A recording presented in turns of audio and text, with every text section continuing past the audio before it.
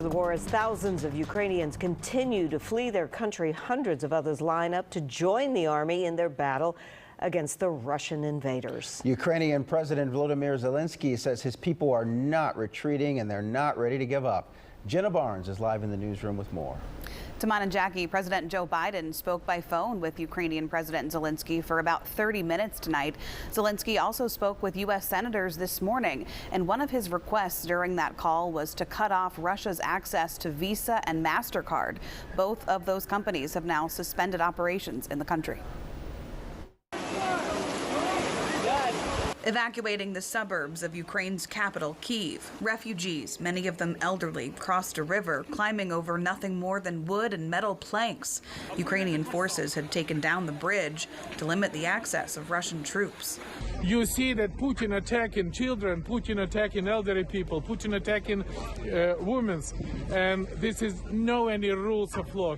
The country's former president was there too, echoing current President Volodymyr Zelensky's plea for more planes to fight Russia.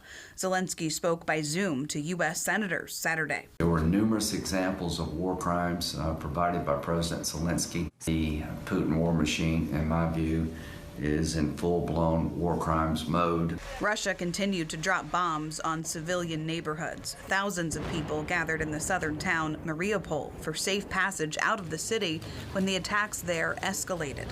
Russian President Vladimir Putin blames Ukrainian leadership for resisting the invasion and says the sanctions imposed on Russia are akin to declaring war. That pressure, too, will not only continue, it will grow until this war of choice is brought to an end. Secretary of State Antony Blinken met with Ukraine's Minister of Foreign Affairs on the border between Poland and Ukraine.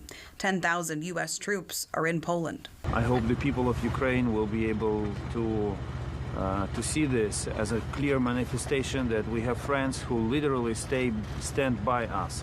Even as Congress considers a $10 billion aid package, so far the U.S. hasn't budged on two of Ukraine's biggest requests: sanctions on oil imported from Russia and a no-fly zone over Ukraine. Ukraine will win this war anyway, because this is the people's war for their land, and we defend the right cause.